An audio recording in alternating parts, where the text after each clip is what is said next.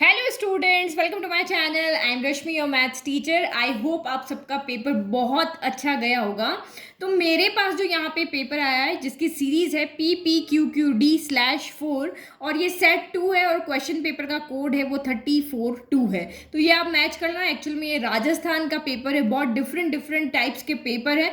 तो ये मेरा पेपर है जो मैं आपको सॉल्व करके दिखा रही हूँ। तो इसका सेक्शन ए अभी देखो तो सेक्शन ए हमारा इजी था, इतना टफ नहीं था, आपने इजीली इसको अटेंड कर लिया होगा। तो आंसर आप फटाफट से चेक कर लो। फर्स्ट क्वेश्चन है, if the sum of the roots of the quadratic equation ky² - 11y + k - 23 = 0 is 13/21 more than the product of the roots, then find the value of k। तो ये क्या कह रहा है कि भाई ये जो आपकी क्वाड्रेटिक इक्वेशन है इसके सम ऑफ द रूट्स और प्रोडक्ट ऑफ रूट्स का जो डिफरेंस है वो 13/21 है। यानी कि सम ऑफ रूट जो है वो 13/21 ज्यादा है प्रोडक्ट ऑफ रूट से। तो ज्यादा है तो हम ज्यादा माइनस कम को यहाँ पे क्या करते हैं, सब्ट्रैक्ट करके इस तरह से लिखेंगे। तो आपको सॉल्यूशन इस तरह से लिखना था।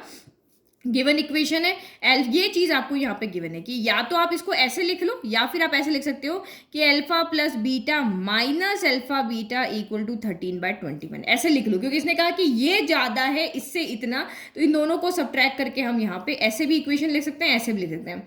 फिर हमें पता है कि alpha plus beta minus b/a होता है, तो हमने यहाँ पे कैलकुलेट कर लिया। तो ये 11/k आ गया। अल्फा बीटा c/a होता है, तो ये हमारा ये आ गया। बस इस इक्वेशन में हमने पुट किया और पूरा इसको सॉल्व करते गए तो k की वैल्यू आपकी यहाँ पर कितनी आ गई, 21 आ गई। तो अगर आपने इतना क्वेश्चन पूरा किया है तो आपको यहाँ पे 2 मार्क्स मिल जाएंगे पूरे। फिर नेक्स्ट इसका बी पार्ट ऑप्शन था। तो अगर आपको ये ए वाला टफ लगा ना, किसी को ये इक्वेशन नहीं बनानी है, तो बी वाला तो बहुत बहुत इजी था। किसी ने अगर चैप्टर को ठीक से भी ना पढ़ा हो ना तो भी वो इजीली कर लेगा कि if x = -2 is a common solution of the quadratic equation ax² + x - 3 = 0 and x² + bx + b = 0 then find the value of a² b। तो ये कह रहा है कि x = -2 इसका भी सोल्यूशन है, x = -2 इसका भी सोल्यूशन है। सोल्यूशन मतलब जब आप x की वैल्यू यहाँ -2 पुट करोगे तो ये इक्वेशन 0 आ जाती है। ये इसका सॉल्यूशन मतलब इसके रूट है ये। तो x = -2 इसमें पुट करेंगे तो हमें a की वैल्यू मिल जाएगी, x = -2 इसमें पुट करेंगे तो b की वैल्यू मिल जाएगी, फिर हम a² b में पुट कर देंगे। तो ये हमने यहाँ पे x = -2 फर्स्ट इक्वेशन में रखी तो a = +2 आ रहा है। फिर ये x = -2 हमने दूसरी इक्वेशन में रखी तो b = मेरा 4 आ रहा है। अब मुझे यहाँ पे a² b कैलकुलेट करना है, तो 2 का स्क्वायर इंटू ये 4 हो गया, तो ये कितना आ गया, 16 आ गया। तो a² b कितना आ रहा होगा आपका, 16 आ रहा होगा। फिर नेक्स्ट क्वेश्चन नंबर 2, तो ये भी बहुत ईजी था कि there are two concentric circles with center O if ARC and AQB, ये आपके क्या है, ARC और AQB आर टेंजेंट से स्मॉलर वाले सर्कल की।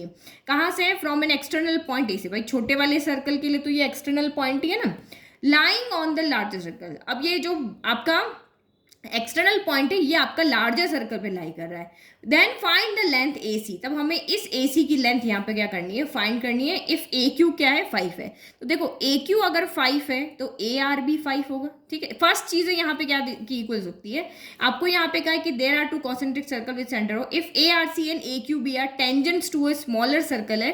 तो फर्स्ट थिंग यहाँ पे क्या हो जाएगा, ARC जो है वो इक्वल हो जाएगा AQB के। हम इसको ऐसे भी कह सकते हैं और ये भी कह सकते हैं कि AQ इक्वल टू आपका यहाँ पर AR हो जाएगा। दूसरी बात ये, अब यहाँ पे आपको क्या करना है, AC फाइंड करना, तो हम इधर कंस्ट्रक्शन कर देते हैं। मैंने जो सोल्यूशन किया ना अभी उसमें मैंने इधर कर दिया, तो ये मैंने यहाँ पे कंस्ट्रक्शन कर दिया। ठीक है, क्योंकि हमें इसकी वैल्यू निकालनी तो इधर ट्राइंगल बना दिया। तो यहाँ पे क्या हो जाएगा, AO इक्वल टू क्या हो जाएगा, OC हो जाएगा। क्यों हो जाएगा, क्योंकि यहाँ पे ये दोनों इस ट्राइंगल इस वाले सर्कल, जो बाहर वाला सर्कल है ना, उसकी ये दोनों क्या रेडियस है। रेडियस हमेशा लेंथ में क्या होती है, इक्वल होती है।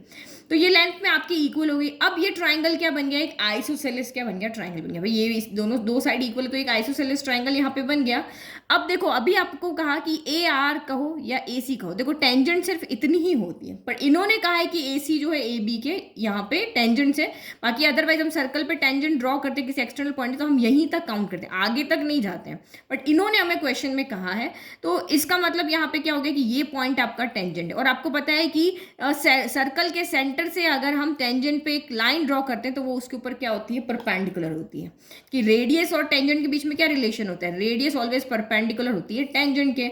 तो इसका मतलब ये एंगल आपका यहाँ पर क्या हो गया, 90 डिग्री का हो गया। ठीक है, अब दूसरी चीज यहाँ पे ये है, तो ये मैंने इसलिए बताया यहाँ पर कि आइसोसेलेस ट्राइंगल की एक प्रॉपर्टी होती है कि if a line drawn perpendicular to the base of the triangle from common vertex of the equal sides, then the line will bisect the base. तो ये कॉमन वर्टेक्स है ए और ओ सी का, इससे अगर हम एक परपेंडिकुलर लाइन ड्रॉ करते हैं तो ये इसको क्या करती है, बाइसेक्ट करती है. तो ये 5 है तो ये भी क्या हो जाएगी, बाइसेक्ट करेगी, मतलब इसको दो इक्वल पार्ट में डिवाइड करेगी. तो ये 5 है तो ये भी क्या हो जाएगी 5, तो यानी कि आपका ए सी कितना आ जाएगा 10 सेंटीमीटर आ जाएगा. तो इसको लिखने का तरीका आपका पूरा ये था, बट सोल्यूशन में मैंने ध्यान नहीं दिया, मैंने कंस्ट्रक्शन इधर कर दिया, आपको कंस्ट्रक्शन इधर इस तरफ करना था. ठीक है, तो ये आपको क्वेश्चन वही गिवन टू प्रूव करके पूरा इस तरह से आपको यहाँ पर लिखना था. ठीक है, तो ये क्वेश्चन आपका ये भी इजी था. और नेक्स्ट क्वेश्चन नंबर 3 देखो यहाँ पर. तो the curved surface area of right circular cylinder is 176 square centimetre and its volume is 1232 centimetre cube. What is the height of the cylinder. तो कर्व्ड सरफेस एरिया का formula होता है पाई are square H. तो ये हमें यहाँ पर क्या दिया हुआ है, नहीं कर्व्ड सरफेस एरिया सॉरी होता है 2 पाई आर एच.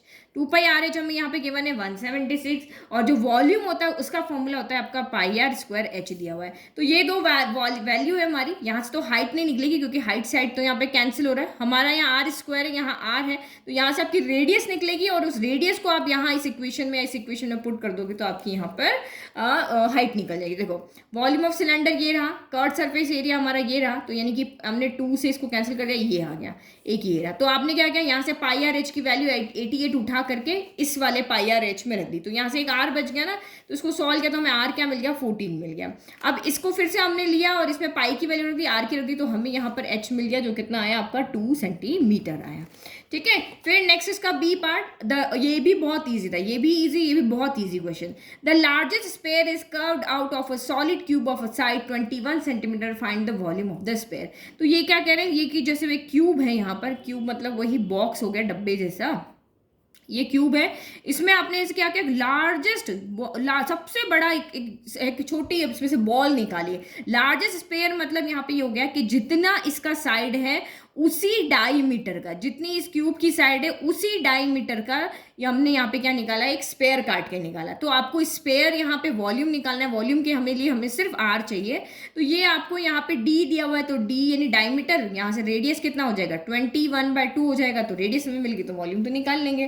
तो ये हमारा इस तरह से क्वेश्चन हो गया कि ये आपका अगर लार्जेस्ट स्पेयर अगर आप क्यूब में से काटोगे तो वो डायमीटर हमें मिल जाएगा, डायमीटर से रेडियस मिल जाएगी, रेडियस हमें मिल गई तो वॉल्यूम का फॉर्मूला लगा करके और हम इसको यहाँ पर सॉल्व कर लेंगे. तो ये भी हमारा हो गया. फिर एपी का क्वेश्चन देखो, तो एपी का क्वेश्चन भी आपका बहुत ईजी आया था कि if the first term of an AP is 5, the last term is 15 and the sum of the first n terms is 30, then find the value of n. तो ए आपको 5 दिया हुआ है, लास्ट टर्म को आप ए एन से भी डिनोट करते हो, एल से भी डिनोट कर सकते हो, और सम जो यहाँ पे एन टर्म्स का है वो 30 है. तो हम दोनों फॉर्मूला से इसको सॉल्व कर सकते हैं.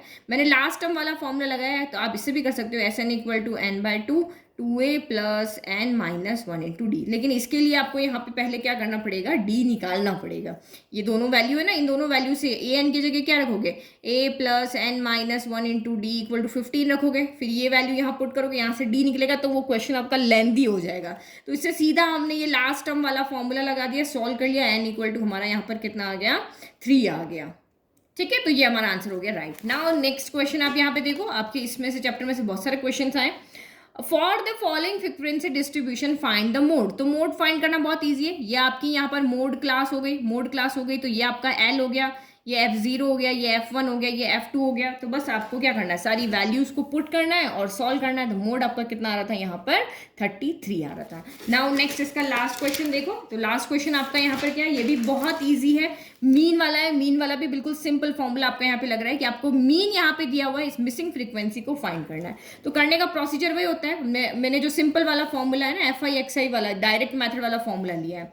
तो क्लास इंटरवल हो गया, मिड वैल्यू में चाहिए होती है फ्रीक्वेंसी, फिर FI, जो भी फॉर्मूला आप ले रहे हो ना उस फॉर्मूले के अकॉर्डिंग आपको चलना होता है. तो क्योंकि छोटे छोटे नंबर है तो मैंने FI/XI यहाँ पे ले लिया, तो ये वैल्यू आ गई. फिर मीन वाला फॉर्मूला ले लिया और उस मीन वाले फॉर्मूले में मैंने ये सारी वैल्यू पुट करके सॉल्व किया. तो फ्रीक्वेंसी जो मिसिंग है वो मेरी कौन सी है, 8 है. तो ये मेरा सेक्शन ए हो गया. आपने चेक कर लिए अपने आंसर, जिसके राइट है तो मुझे कमेंट बॉक्स में कमेंट करके बताओ कि कितने बच्चों के सारे आंसर राइट है और कितने बच्चों के कौन कौन से क्वेश्चन में मिस्टेक्स है. इसके बाद हम सेक्शन बी एंड सी को सॉल्व करेंगे. अभी मुझे कहीं जाना है तो मैं कल आपको उसके आंसर या आने वाले दिनों में उसके आंसर आपको प्रोवाइड करवाऊंगी. Thank you.